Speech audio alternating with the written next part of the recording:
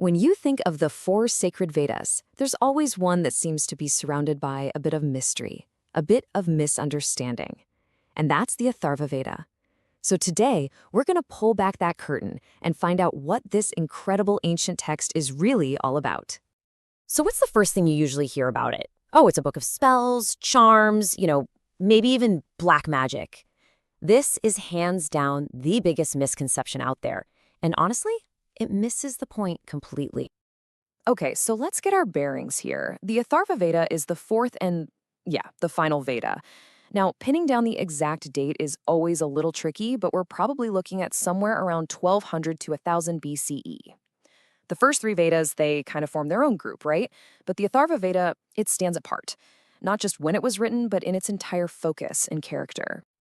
And this chart really lays it all out. You've got the first three Vedas, the Veda-Treasury, and they're focused on knowledge, action, and worship, mostly for these grand, large-scale rituals. But the Atharva Veda, it's totally unique.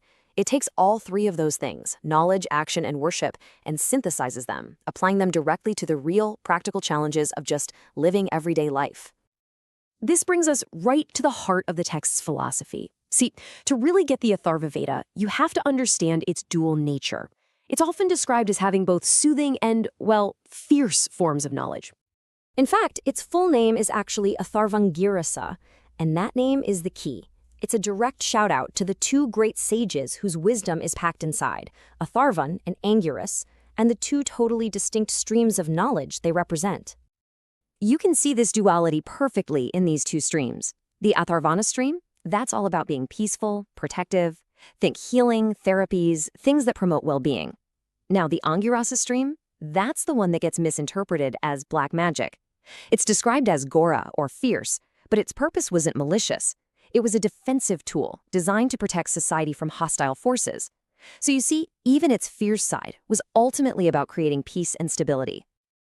And that leads us to the next big piece of the puzzle. The Atharva Veda moves way beyond any misunderstood magic to become one of the most practical guides to living ever put together. Its focus is squarely on human welfare, right here in the material world. For instance, the Atharva Veda is so packed with medical knowledge, people often call it the Bhaishya Veda, the Veda of medicine. In fact, you could say this is the OG textbook, the foundational text from which the entire science of Ayurveda would later develop.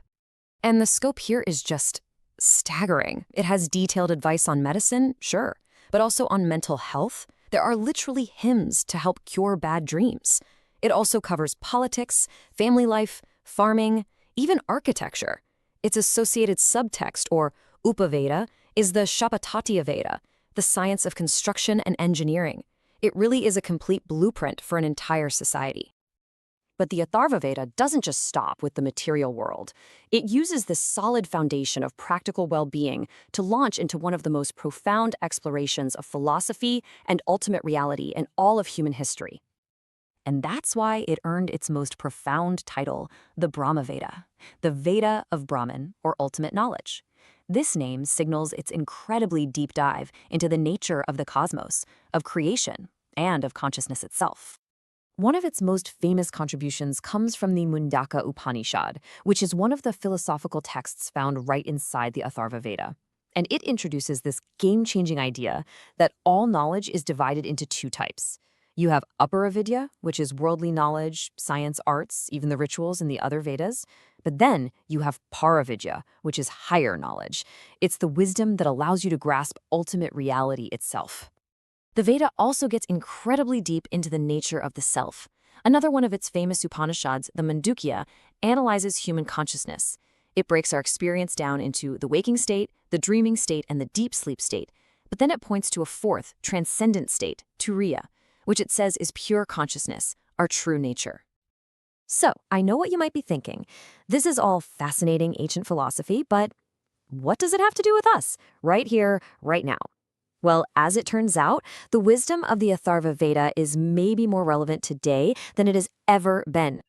Just take the famous Prithvi Sukta, the hymn to the earth. It contains this beautiful, powerful line, "The earth is my mother, I am her son." I mean, that is a profound statement of ecological consciousness written thousands of years ago, establishing this sacred bond between humanity and the planet.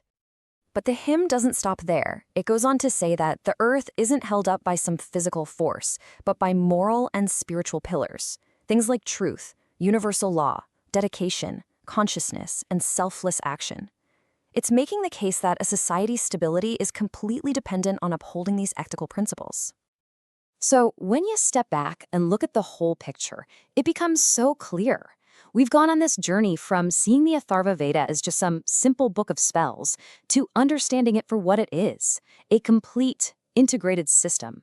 It's a guide for achieving physical health, social harmony, and ultimately spiritual enlightenment. And that really leaves us with one final thought to chew on. In a world that is grappling with ecological crises, with social division, and with this deep collective search for meaning, could it be that a 3,000-year-old text, one that addresses physical, societal, and spiritual health as one single holistic system, might actually hold some of the keys to our collective future well-being?